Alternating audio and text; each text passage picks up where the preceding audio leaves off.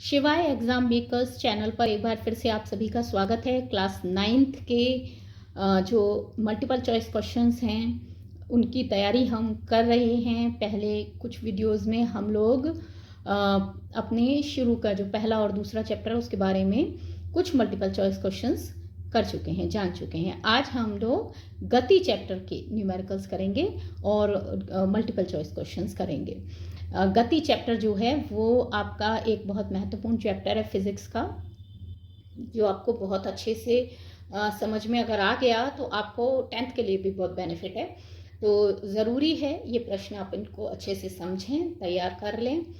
ठीक है, तो चलिए शुरू कर देते हैं। हमारा पहला क्वेश्चन है, निम्नलिखित में से सदिश राशि कौन है? तो याद होगा मैंने आपको बताया था राशियां दो प्रकार की होती हैं, अदिश राशि और सदिश राशि। अदिश राशि जिनमें दिशा की आवश्यकता नहीं होती है, केवल परिमाण चाहिए, जैसे द्रव्यमान है, जैसे आपका द्रव्यमान के बाद लंबाई है। ठीक है, तो आप लंबाई में किसी भी चीज़ को अगर डिमांड करेंगे, आप कपड़ा मांगेंगे 1 मीटर, तो आपको दिशा बताने की आवश्यकता नहीं है। द्रव्यमान अगर आपको 1 किलो चीनी 1 किलो, तो आपको दिशा बताने की जरूरत नहीं है। लेकिन सदिश राशियों में दिशा भी बतानी पड़ती है। तो यहाँ कौन कौन सी राशियां दी हैं ऑप्शन में 4 राशियां दी हैं, द्रव्यमान, आयतन, ताप और विस्थापन। तो मेरे ख्याल से बच्चे मेरे समझ गए होंगे कि यहाँ पर जो सही ऑप्शन है वो है विस्थापन। विस्थापन एक सदिश राशि है, जबकि विस्थापन जैसा ही एक शब्द और है, एक और राशि है, वो है दूरी, जो कि अदिश राशि है। चलिए नेक्स्ट क्वेश्चन आगे बढ़ जाते हैं फटाफट से। निम्नलिखित में से पहचाने त्वरण का मात्रक कौन है? तो त्वरण आपको याद होगा, ए से रिप्रेजेंट करते हैं त्वरण को। क्या है ये? वेग परिवर्तन की दर है।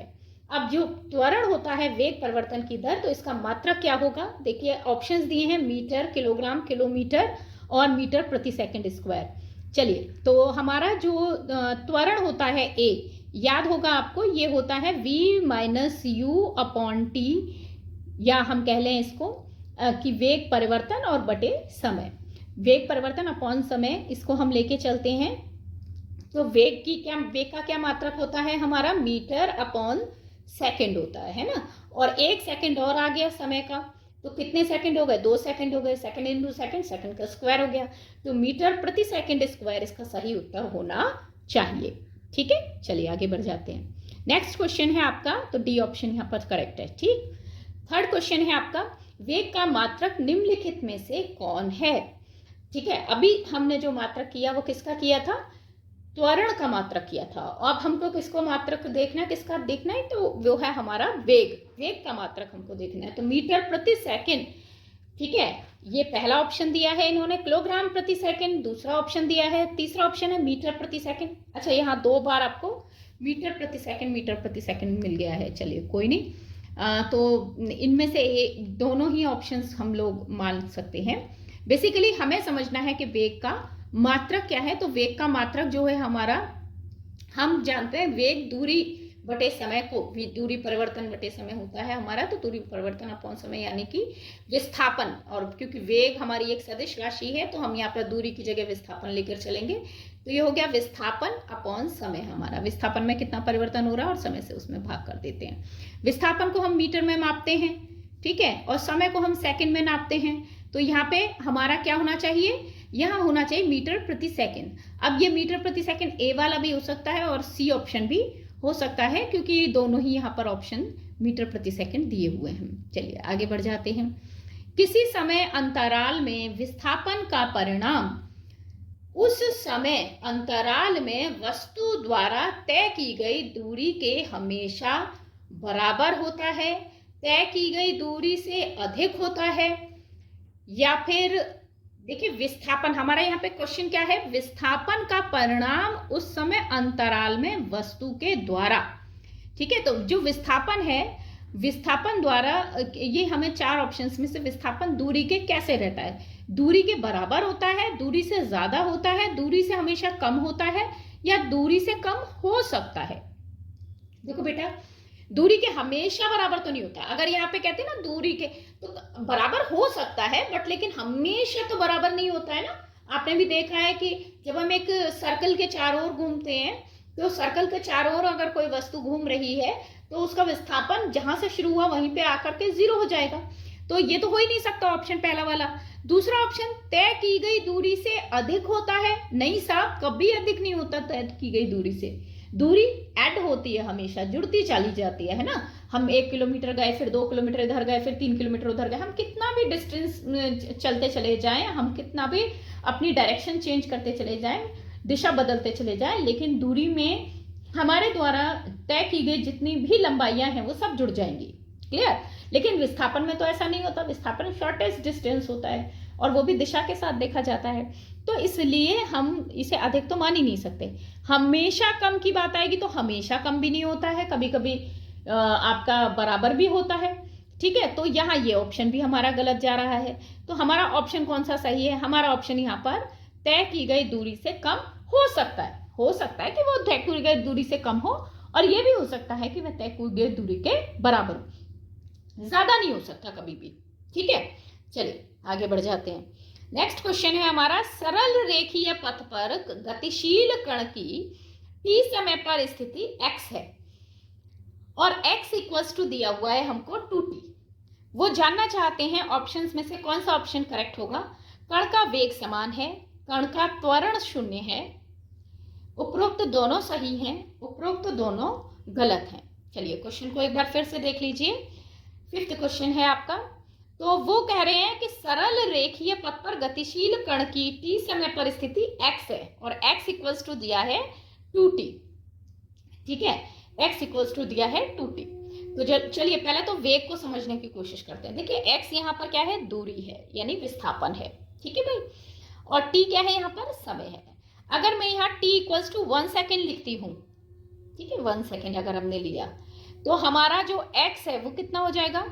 x हो जाएगा हमारा 2 को 1 में मल्टीप्लाई करें यानी 2 मीटर हो गया। क्लियर? सही है, 2 मीटर हो गया। और अगर हम यहाँ पर t इक्वल्स टू 2 सेकेंड लेते हैं, ठीक है, t इक्वल्स टू हमने 2 सेकेंड लिया, तो हमारा x की वैल्यू कितनी आ रही है? तो हमारे x की वैल्यू हो जाएगी, 2 में 2 को मल्टीप्लाई कर देंगे, 2 मल्टीप्लाई बाय 2, और ये हो गई 4 मीटर। सही है। तो आप यहाँ देख रहे हैं कि अगर t 1 सेकेंड है तो x 2 है, t 2 है तो x 4 है। ठीक है, वेग क्या होता है? हमारे जो विस्थापन है उसमें परिवर्तन और अपॉन समय अंतराल। तो हमने 4 में से 2 माइनस किया, सही है, और हमने 2 में से नीचे 1 माइनस किया, तो हमारा वेग जो है, देखिए v कितना निकल के आएगा? v निकल कर आएगा हमारा, v निकल कर आएगा 4 माइनस 2, ऊपर करेंगे डिस्टेंस के लिए, मतलब विस्थापन के लिए, डिस्प्लेसमेंट के लिए, और नीचे 2 माइनस 1 करेंगे, तो ये आया हमारा 2 मीटर पर सेकेंड। ठीक है, अगर यहाँ हम वैल्यू t की 3 और रख कर देखें तो 6 हो जाता है, और 6 और हमारा जो x है वो 4 है 2 सेकेंड पर, तो हमारा 6 माइनस 4 अपॉन, अगर हम करते हैं 3 माइनस, ठीक है, 2, तो भी हमारे 2 मीटर पर सेकेंड ही आता है। यानी कण का वेग हर स्थिति में क्या आ रहा है? समान आ रहा है। पहली बात तो ये सही हो गई। दूसरी चीज देखते हैं कि कण का त्वरण 0 है। भाई देखिए, त्वरण क्या होता है? वेग परिवर्तन की दर होती है। अगर वेग परिवर्तन की दर है तो a इक्वल्स टू होता है हमारा, इस हिसाब से a इक्वल्स टू होता है हमारा v2 माइनस v1, ठीक है, और अपॉन में t। तो v2 भी हमारा यहाँ पर हमारा 2 ही रहेगा, v1 भी हमारा 2 ही रहेगा। ठीक है, t जो है हमारा, अगर हम ले रहे हैं तो दोनों स्थितियों में, जैसे 2 सेकंड पर हम देख रहे हैं और 1 सेकंड पे देख रहे हैं, तो हमारे यहाँ पर 0 आ रहा है। a की वैल्यू कितनी आ रही है? 0 आ रही है, क्योंकि 2 में से 2 गया तो 0 आता है। यानी कण का त्वरण भी 0 है, वेग भी समान है, त्वरण भी 0 है। इसका मतलब ऑप्शन कौन सा सही है? उपरोक्त दोनों ही सही हैं। ठीक है, दोनों ही सही हैं। दोनों में से एक ऑप्शन सही, एक ऑप्शन गलत नहीं है, दोनों ही हमारे ऑप्शन सही हैं। चलिए आगे बढ़ जाते हैं। नेक्स्ट क्वेश्चन है, सरल रेखीय पथ पर गतिशील कण की t समय पर स्थिति x इक्वल्स टू 5t है। कण का क्या चीज समान है, या ऑप्शन आपके जैसे हैं उसमें से कौन सा ऑप्शन करेक्ट बैठ रहा है? तो यहाँ मैं पहले आपको बता दूं, यहाँ पर x इक्वल्स टू 5t दिया हुआ है। ठीक है, ये हमारे क्वेश्चन में दिया हुआ है कि x इक्वल्स टू है 5t, और यहाँ पर औसत वेग और वेग समान है। औसत वेग से वेग 5 गुना बड़ा है, ये है एक ऑप्शन। औसत वेग का मान वेग के मान से बड़ा है, 5 गुना नहीं है पर बड़ा है। और औसत वेग का मान जो है वो हमारा वेग के मान से छोटा है। ये हमको 4 ऑप्शंस ये दे रहे हैं। दिया क्या था, x इक्वल्स टू 5t दिया था इन्होंने, ठीक है। x इक्वल्स टू क्या दिया था इन्होंने, 5t दिया था। चलिए देखिए बेटा, x जब हमारा x 5t है, सिंपली हम लोग अगर इस चीज को देखें तो अगर हमारा x इक्वल्स टू 5t है तो अगर t की वैल्यू 1 रखते हैं, t बराबर अगर हमने 1 रखा तो x कितना आ जाएगा हमारा, 5 आ जाएगा, ठीक है। अगर हमने t की वैल्यू को 2 रखा, ठीक है, t की वैल्यू को 2 रखा तो x की वैल्यू कितनी आ जाएगी हमारी, 10 आ जाएगी, सही है। 5 इंटू 2 कर देंगे ना। अगर हमने t की वैल्यू को 3 रखा तो x की वैल्यू कितनी आ जाएगी हमारी, 5 इंटू 3 हो जाएगी, 15 हो जाएगी। आप देख रहे हैं 5 का डिफरेंस चल रहा है, ठीक है। तो अगर हम इसमें v निकालना चाहें तो ध्यान दीजिएगा, v निकालना चाहें तो v कैसे निकलेगा, v हमारा हो जाएगा, v बराबर हो जाएगा हमारा कि हम x2 में से x1 माइनस करेंगे, मतलब विस्थापन में अंतर। तो विस्थापन में अंतर कितना आ गया हमारा, 10 माइनस 5 हो गया, क्योंकि हमारा x 10 था और एक बार 5 था, है ना। और समय जो था वो 2 माइनस 1 हो गया, तो यहाँ पर हमारा आ गया 5, ठीक है। v की वैल्यू 5 आ रही है। अगर मैं x इक्वल्स टू 15 रखती हूँ और x3 इक्वल्स टू हमारा 15 है और x2 इक्वल्स टू हमारा 10 है, तो 15 माइनस 10 अपॉन अगर 3 माइनस 2 करती हूँ तो भी मेरा 5 ही आता है, वेग मेरा 5 आ रहा है। अब बात करते हैं कि चलिए वेग तो हमारा 5 आ गया जी, वेग की वैल्यू हमारी 5 आ रही है। चलिए अब हम जल्दी से एक और चीज निकालते हैं कि वेग की वैल्यू तो हमारी 5 आ रही है, यहाँ पर औसत वेग की वैल्यू कितनी आ रही है।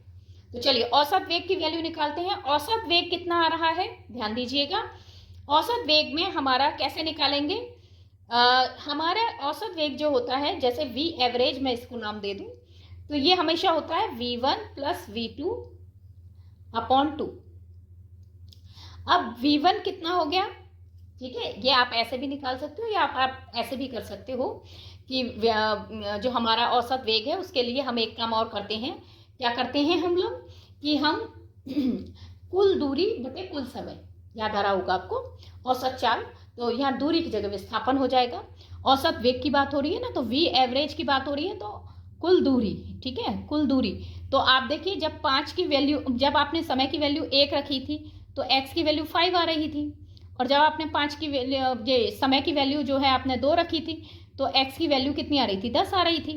आ रही थी कि नहीं आ रही थी, ठीक है। ये थी समय, जब कितना था हमारा समय, हमारा जो था 1 रखा था, और यहाँ पर समय की वैल्यू 2 रखी है हमने, ठीक है। तो यहाँ हमारा हो गया x, कुल दूरी अगर हम बात कर रहे हैं तो हमारी 10 प्लस 5 और अपॉन में हमारा 2 प्लस 1, तो यहाँ पे हमारा आ गया 15 अपॉन 3, यानी यहाँ से हमारा एवरेज 5 ही निकल कर आ रहा है। तो हमारा वेग भी 5 है, हमारा औसत वेग भी यहाँ पर 5 है, ठीक है। दोनों ही 5-5 हैं, इसका मतलब वेग और औसत वेग दोनों ही समान है। आ गया समझ में, चलिए आगे बढ़ जाते हैं। क्वेश्चन पर आ जाते हैं। 7th क्वेश्चन कह रहा है कि यदि x equals to T square है तो t इक्वल्स टू t1 से लेकर t इक्वल्स टू 3 सेकंड के बीच में कण का औसत वेग कितना होगा, ये हमको बताना है। तो सबसे पहले बेटा समझिए, ये प्रश्न हमारे ग्राफ के प्रश्न कहलाते हैं, और इन प्रश्नों में अगर मान लीजिए समय को हमने नीचे t लिखा हुआ है और हमारी दूरी या वेग के लिए जो हमने विस्थापन लिया है वो हम इधर ऊपर दिखा रहे हैं, तो t equals to 1 second, t equals to 2 second, t equals to 3 second, इस तरीके से हमारा चलेगा, और यहाँ पर भी हमारा 1 2 3 मीटर्स में चलेगा, ठीक है। अब हम देखते हैं कि x equals to T square है, ठीक है भाई। तो हम जब x की वैल्यू, t की वैल्यू जो है हमारी 1 सेकेंड रख रहे हैं, मान लीजिए t रखा हमने 1, तो x की वैल्यू कितनी आ रही है, 1 का स्क्वायर हो गया, यानी ये भी 1 आ गई। तो 1 है ये भी 2 है, ये 3 है, तो ये हमारे 1 1 हो गए, क्लियर है भाई, 1 1 हो गए। अब जब हमने x की वैल्यू रख दी, वो t की वैल्यू रख दी 2, तो हमारा x की वैल्यू आ रही है 4, ठीक है। तो हमारा यहाँ पर जैसे 4 बनकर आ रहा है, तो मैं इसको थोड़ा और वैसा बनाने की कोशिश करती हूँ। ये लीजिए, ये हो गया है ना। तो हमारा ये हो गया 1 2 3 4 5 6 7, 1 2 3 4 5 6 7 8 9। ठीक है, मैंने इस तरह से ले लिया। तो अभी अगर हम ले रहे हैं तो 1 पर 1 हमारा आ रहा है। ठीक है, अब अगर हम अपना ले रहे हैं x इक्वल्स टू, अगर हम t इक्वल्स टू 2 लेते हैं तो हमारा x इक्वल्स टू कितना आ जाता है, 4 आ जाता है। तो ये मेरा 1 था, ये मेरा 2 था, ये मेरा 3 था, ये मेरा 4 था, ये मेरा 5 था, ये मेरा 6 था, ये मेरा 7 8 एंड 9। ठीक है भाई, ये मेरा 1 है, ये मेरा 2 है, ये मेरा 3 है, 4 है, 5 है, 6 है, 7 है। तो मैंने एक जनरल ग्राफ आपके सामने प्लॉट कर दिया, ये x के लिए है और ये t के लिए है। तो इसमें हमारा ये हो गया 1 1 पर, और 2 के लिए हमारा जा रहा है 4, तो ये लगभग ऐसे आ गया हमारा। और अगर हम 3 की बात करते हैं तो 3 पे हमारा ये 9 तक जा रहा है। ठीक है, तो ग्राफ कुछ ऐसे आपका जा रहा है। अब ये जो हमारा ग्राफ है, इसमें वो कण का औसत वेग आपसे जानना चाह रहे हैं। तो आप देख रहे हैं कि t और 1 ये बीच में रह रहा है हमारा, यहाँ ये 0 है ना। और यहाँ से लेके यहाँ तक ये कण का औसत वेग, तो औसत वेग निकालना है हमारा, विस्थापन का वो देखेंगे और हमारा समय का देखेंगे। तो यहाँ हो गया 9 - 1, ठीक है ना, 9 - 1 हुआ। और यहाँ पर कितना हुआ हमारा, 3 - 1। ठीक है, तो यहाँ पर कितना हो गया हमारा, 8/2, यानी कितना आया, 4 आया। समझे, क्योंकि यहाँ लास्ट फिगर 9 पे है, यहाँ 1 पे है, तो दोनों के बीच का डिफरेंस कितना हो गया, 9 - 1। ग्राफ में हमेशा इस तरीके से चलेगा कि आपका ये जो पॉइंट है ये अंतिम बिंदु है। आप जानते हैं विस्थापन कैसे निकाला जाता है, अंतिम स्थिति में से प्रारंभिक स्थिति को माइनस कर देते हैं तो हमारा कुल विस्थापन निकल कर आ जाता है। देखिए, दूरी में और विस्थापन में फर्क होता है। दूरी में हम जब औसत दूरी निकालते हैं तो हम दूरियों को जोड़ देते हैं, कुल दूरी बटे कुल समय करते हैं, कुल दूरी अपॉन कुल समय। लेकिन यदि हमारा विस्थापन की बात हो रही है, औसत वेग की बात हो रही है, तो ये सदिश राशियां हैं और विस्थापन में हमेशा क्या होता है, अंतिम स्थिति में से प्रारंभिक स्थिति को माइनस कर देते हैं। तो 9 में से 1 माइनस हो गया और समय अंतराल हमारा 3 - 1 आ गया। तो 9 - 1 अपॉन 3 - 1 यानी कि 8/2 यानी कि 4। This is your answer. चलिए आगे बढ़ जाते हैं। नेक्स्ट क्वेश्चन है हमारा, यदि सरल रेखीय पथ पर गतिशील कण का t समय पर वेग v = 2t है, तो त्वरण और औसत त्वरण बराबर हैं। त्वरण से औसत त्वरण 2 गुना है, त्वरण बड़ा है औसत त्वरण से, त्वरण छोटा है औसत त्वरण से। देखिए, सीधी सी कहानी, त्वरण निकालना है और औसत त्वरण निकालना है हमको, एवरेज एक्सीलरेशन और एक्सीलरेशन बताना है। तो पहले तो v = 2t दिया है, तो अगर हमारा t 1 है तो v कितना है, v हमारा हो गया 2, और अगर हमारा t 2 है तो v कितना है, तो v हो गया हमारा 2 × 2 4। समझ में आ गया, t की वैल्यू सब्सटीट्यूट कर दो इसके अंदर। ठीक है, तो हमारे दो वैल्यूज निकल कर आ रही हैं v की, ये है हमारा v1 और ये है हमारा v2। ठीक है, और ये है हमारा t1 और ये है हमारा t2। अब हमने इस पर त्वरण निकाल दिया, तो a = क्या होगा हमारा, v2 - v1 upon v2 - v1 upon t2 - t1। समझ गए, तो हमारा v2 कितना हो गया, v2 हो गया हमारा 4, v1 हो गया हमारा 2, अपॉन में हो गया t2 2 और t1 हो गया 1। ये कितना हो गया हमारा 2/1। क्लियर हो गया, तो यानी a की वैल्यू जो है हमारी 2 मीटर/सेकेंड आ रही है। क्लियर, कोई दिक्कत। अब ये मान लीजिए ये a1 निकल के आया क्योंकि हमने v2 में से v1 माइनस किया है। अब दूसरी तरफ मैं अगर आपको देख के बताऊं, औसत निकालना है ना हमको, तो हमने अब की बार t की वैल्यू जो है हमने यहाँ पर 3 रख ली। ठीक है, तो जब हमने t की वैल्यू 3 रखी तो v3 कितना आ गया आपका, v3 आया आपका कितना, 2 × 3। ठीक है ना, ये हो गया 6। सही है, v3 हमने 3 रख दिया है। ठीक है, तो v3 हमारा निकल के आ रहा है 6। चलिए तो हमारा अब की बार ए निकालते हैं। ए हमारा अब के ले रहे हैं हम v3 माइनस v2।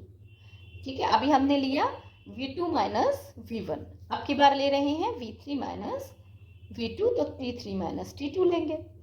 तो अच्छा, यहाँ पर 6 माइनस कितना आ गया बच्चा, 6 माइनस v2 हमारा निकल कर, v2 था हमारा 4 और अपॉन में ये हो गया 3 माइनस 2, तो ये भी सिंपली हमारा कितना आ गया 2/1, यानी कि 2 ही आया है ना।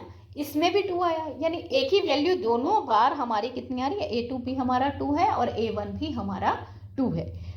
चलिए तो ज़रा हम अब एवरेज निकाल देते हैं। एवरेज कितना हो गया, ए का एवरेज निकाल लो जल्दी से। एवरेज निकल कर आया, हम a1 प्लस a2/2 भी कर सकते हैं, चाहे हम इसमें जो हमारा वेग परिवर्तन है और अपॉन वो भी कर सकते हैं। चलिए खैर, तो ये निकल कर आ रहा है हमारा 2 + 2/2 यानी कि 4/2, यानी ये भी 2 आ रहा है। सिंपल लॉजिक है कि त्वरण और औसत त्वरण समान है, त्वरण और औसत त्वरण यहाँ पर समान है। तो ये क्वेश्चन हमारा हल हो गया। देखिए आंसर भी आपका ए आ गया। चलिए आगे बढ़ते हैं। 9th क्वेश्चन है कि ओमेगा संकेत है। ओमेगा किस बात का संकेत है, कोणीय विस्थापन का, कोणीय वेग का, कोणीय त्वरण का, रेखीय वेग का। देखो बेटा याद रखिए, जिस तरह हमारा v होता है रेखीय वेग होता है। एक लाइन में अगर कोई चीज चल रही है तो उसका जो वेग है वो v से रिप्रेजेंट होता है। ऐसे कोई अगर सर्कल में घूम रहा है, ठीक है, सर्कुलर पाथ पर घूम रहा है, तो वहां जो वेग होता है वो वेग ऐसे बार बार चेंज हो रहा है और इस वेग को हम नाम देते हैं कोणीय वेग। ठीक है, तो ये जो सीधे ऐसे जा रहा है ये हमारा रेखीय है और जो ऐसे करके कोण में चेंजेस आ रहे हैं वो कहलाते हैं हमारा कोणीय वेग। तो इसको यहाँ याद रखना है आपको। ये ओमेगा जो है इसको ओमेगा बोलते हैं, ओमेगा।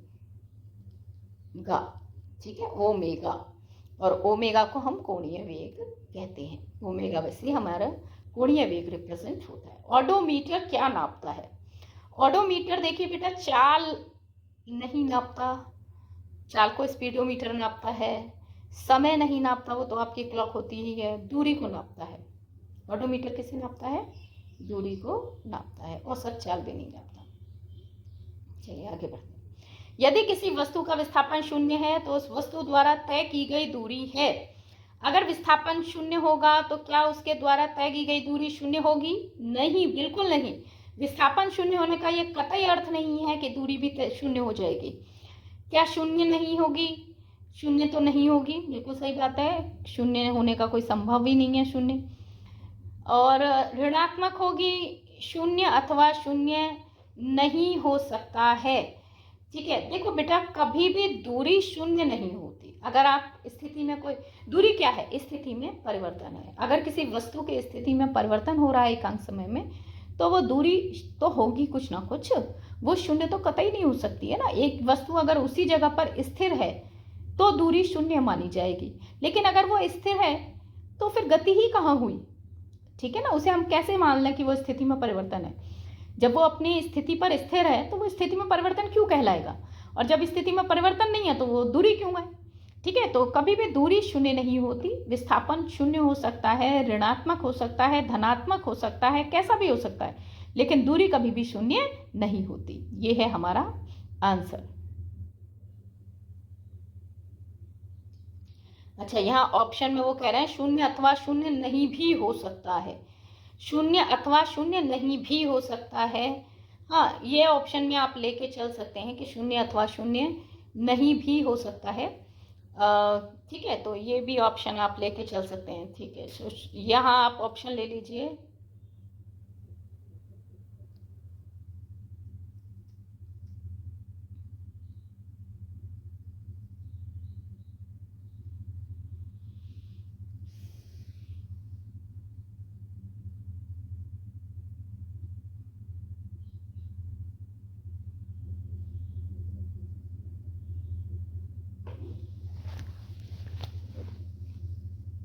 तो हमारा यहाँ पर क्वेश्चन है कि यदि किसी वस्तु का विस्थापन 0 है तो उस वस्तु द्वारा तय की गई दूरी है। ऑप्शंस हैं 0, 0 नहीं, ऋणात्मक, शून्य अथवा शून्य नहीं भी हो सकता है। देखिए बेटा, जब बात हो रही है विस्थापन की और दूरी की, तो विस्थापन अगर शून्य है तो इसकी कोई गारंटी नहीं है कि दूरी आपकी शून्य होगी, है ना। तो दूरी जो है विस्थापन के शून्य होने के साथ शून्य होगी, इसका कोई अर्थ नहीं है। मैंने पहले भी आपको बताया कि दूरी में हम दिशा नहीं देखते, सिर्फ लंबाई है उसको जोड़ते चले जाते हैं, ठीक है। तो हमारी जो दूरी है वो शून्य तो बिल्कुल नहीं होगी अगर विस्थापन शून्य है, तो ऐसा तो हमेशा नहीं होता। दूसरा ऑप्शन देखते हैं, शून्य नहीं। फिर तीसरा ऑप्शन दिया है ऋणात्मक। ऋणात्मक कभी नहीं होती दूरी, दूरी हमेशा ऐड होती है। शून्य अथवा शून्य नहीं हो सकता, यहाँ यही ऑप्शन आपका सही लग रहा है। यदि वस्तु की स्थिति में कोई परिवर्तन नहीं हो रहा, जैसी प्रारंभिक स्थिति थी, ए पॉइंट पर भी वस्तु वही थी और बी पॉइंट पर भी, मतलब बी स्थिति में भी वस्तु वहीं पर है, तो इसका मतलब कोई परिवर्तन नहीं आया स्थिति में, यानी दूरी शून्य है। और अगर स्थिति में कोई भी परिवर्तन आएगा तो दूरी हमेशा पॉजिटिव वे में, धनात्मक वे में बढ़ती है, क्योंकि ऐड होती है, जुड़ती है, कभी भी घटती नहीं है। इसीलिए या तो शून्य होगा या शून्य नहीं होगा, लेकिन ना तो ऋणात्मक होगी और ना ही कभी भी ऐसा है कि हमेशा शून्य होगी। अगर विस्थापन शून्य है तो इसका मतलब वस्तु की स्थिति में कोई परिवर्तन नहीं आ रहा, यानी कि दूरी भी शून्य हो गई। लेकिन ऐसा कोई जरूरी नहीं है कि हमेशा शून्य होगी। मैंने आपको बताया था कि सर्कल में आपका पूरा राउंड लेते हैं, विस्थापन शून्य हो जाता है, क्योंकि हमारी प्रारंभिक स्थिति अंतिम स्थिति बराबर हो जाती है, बट ऐसी स्थिति में दूरी शून्य नहीं होती। तो यानी ये दोनों ऑप्शन सही बैठ सकते हैं। तो शून्य अथवा शून्य नहीं हो सकता, यहाँ इसका सही उत्तर होना चाहिए। चलिए अगला क्वेश्चन है, एक लड़का अपने घर से 4 किलोमीटर प्रति घंटे की औसत चाल से दौड़ते हुए 1/4 घंटे में स्कूल पहुंचता है। उसके घर से स्कूल की दूरी है, ऑप्शन हैं 2 किलोमीटर, 8 किलोमीटर, 1 किलोमीटर, 16 किलोमीटर। 2, 8, 16, 1, 2, 8, 1, 16, है ना। तो वो कह रहे हैं अपने घर से 4 किलोमीटर प्रति घंटे की औसत चाल से दौड़ते हुए, ठीक है, 1/4 घंटे में स्कूल पहुंचता है। दूरी आप जानते हैं कि दूरी बराबर होता है, दूरी बराबर क्या होता है हमारा, चाल गुणा समय। सही है, ये सूत्र है हमारा, ठीक है। दूरी हमारी S इक्वल्स टू हम क्या कहेंगे, VT कहेंगे। तो ये इक्वल्स टू कितना हो गया हमारा, V हो गई कितनी, 4 किलोमीटर प्रति घंटे, ठीक है। और हमारे समय हो गया 1/4, 4 से 4 कैंसिल आउट हो गया, यानी 1 किलोमीटर इसका डिस्टेंस आना चाहिए, ठीक है। तो यहाँ उत्तर होना चाहिए 1 किलोमीटर। तो यहाँ 1 किलोमीटर हमारा आंसर कहाँ था, 2 किलोमीटर था, 8 किलोमीटर था, 1 किलोमीटर, ये आंसर आपका सही होना चाहिए, ऑप्शन ये सही होना चाहिए। चलिए ऑप्शन सी हमारा सही है। आगे बढ़ते हैं, बल एवं विस्थापन दोनों सदिश हैं, तो कार्य जो बल और विस्थापन का गुणनफल है वो कैसी राशि होगी, सदिश की, अदिश की, ना तो सदिश ना तो अदिश, केवल संख्या। याद रखिए बल और विस्थापन दोनों सदिश राशि हैं, लेकिन दो सदिश राशियां दो तरह से गुणा होती हैं, ठीक है। कोई भी सदिश राशि है, जैसे मैं अगर बल की बात कर रही हूँ तो F, और अगर इसमें F और S के बीच में, विस्थापन के बीच में, अगर ये डॉट प्रोडक्ट कहलाता है, अगर दो सदिश राशियां डॉट प्रोडक्ट करती हैं, इस तरह के डॉट से प्रोडक्ट कर रही हैं, तो उसका उत्तर हमेशा एक अदिश राशि मिलेगा। और कार्य जो है वो एक डॉट प्रोडक्ट वाली राशि है, इसीलिए ये एक अदिश राशि है। कार्य कैसी राशि है, बल गुणा विस्थापन, आपने देखा हुआ है कार्य बराबर बल गुणा विस्थापन होता है, तो ये एक अदिश राशि है। अगर F का S के साथ क्रॉस गुणा होता है तो हमें एक सदिश राशि मिलती है। ये आप आगे वाली कक्षा में पढ़ेंगे, तो इसलिए, और आगे वाली कक्षा के अलावा अभी आपका एक चैप्टर और आ रहा है, कार्य ऊर्जा, तो उसमें आप इसको और अच्छे से पढ़ेंगे, क्योंकि कार्य के बारे में उसमें बताया जाएगा आपको, तो वहाँ आप और अच्छे से इसको समझेंगे, ठीक है। तो इतना परेशान होने की ज़रूरत नहीं है। चलिए आगे बढ़ते हैं। नेक्स्ट क्वेश्चन है, 36 किलोमीटर प्रति घंटे की रफ्तार से चल रही एक कार 1 सेकंड में कितनी दूरी तय करेगी। 36 किलोमीटर प्रति घंटे की रफ्तार से चल रही है एक कार, तो वो कितने सेकंड्स में मांग रहे हैं हमसे, 1 सेकंड में कितनी दूरी तय करेगी। ओके, तो हमारी देखिए बेटा 1 सेकंड में कितनी दूरी तय करेगी। सबसे पहले तो हमारी जो चाल है, स्पीड है ना जी, वेग है, वो हमारा 36 किलोमीटर प्रति घंटा है। तो मैंने आपको याद हो बताया था, इसे मीटर प्रति सेकंड में हमको बदलना पड़ेगा। मीटर प्रति सेकंड में बदलने के लिए हमें 5/18 से मल्टीप्लाई करना पड़ेगा। मैंने आपको ये भी बताया हुआ है कि 5/18 कहाँ से आता है, क्योंकि हमारा 1000 मीटर बनाएंगे किलोमीटर को, और हम घंटे को सेकंड बनाएंगे, तो हमें 3600 यानी 60 गुणा 60 घंटे, वो 60 मिनट एक घंटे में होती हैं और 60 सेकंड होती हैं एक मिनट में। तो 60 गुणा 60 से हमें इसको करना पड़ेगा मल्टीप्लाई, डिवाइड सॉरी। और यहाँ पर हमारा ये हो जाएगा 10, और यहाँ पे ये निकल कर आया 3, यहाँ हो गया 5, तो यहाँ से निकल कर आता है 5/18। ठीक है, तो ये हमारा जो है v इक्वल्स टू हमारा यहाँ पर हो गया 36 मल्टीप्लाई बाय 5/18। आप मल्टीप्लाई करेंगे यहाँ, तो ये डिवाइड करने पे हमारा 2 आ रहा है, और यहाँ पर 10 मीटर पर सेकंड हमारा आ रहा है। ठीक है, तो हमारी चाल मिल गई हमको 10 मीटर पर सेकंड। ठीक है, और हमसे वो 1 सेकंड में मांग रहे हैं दूरी। तो मैंने अभी बताया था दूरी बराबर होता है चाल गुणा समय। तो यहाँ पर दूरी जो आ गई हमारी चाल यानी 10 गुणा समय यानी 1 यानी 10 मीटर इसका आंसर होना चाहिए। तो इसका आंसर क्या हो गया, 10 मीटर हो गया। चलिए जल्दी से एक और क्वेश्चन लास्ट कर लेते हैं। ऑप्शन बी सही है इसमें। यदि किसी वस्तु द्वारा तय की गई दूरी समय के अनुक्रमानुपाती होती है तो हम कह सकते हैं, यदि वस्तु द्वारा तय की गई दूरी समय के अनुक्रमानुपाती है। देखिए दूरी अगर समय के अनुक्रमानुपाती है यानी x जो है वो डायरेक्टली प्रोपोर्शनल है t के। अगर x t के डायरेक्टली प्रोपोर्शनल है यानी t बढ़ रहा है तो x बढ़ रहा है, t घट रहा है तो x घट रहा है। अगर t बढ़ रहा है तो x भी बढ़ रहा है, अगर t घट रहा है तो x भी घट रहा है। ये स्थिति अगर है, क्योंकि डायरेक्टली प्रोपोर्शनल मैंने आपको बताया था, एक चीज बढ़ती है दूसरी भी बढ़ेगी, एक चीज घटेगी तो दूसरी भी घटेगी। तो हम क्या कह सकते हैं, ऐसी स्थिति में क्या चीज होगी, क्या हमारा वेग शून्य होगा, वस्तु एक समान चाल से चल रही है, वस्तु का त्वरण अचर है, या वस्तु का वेग एक समान है।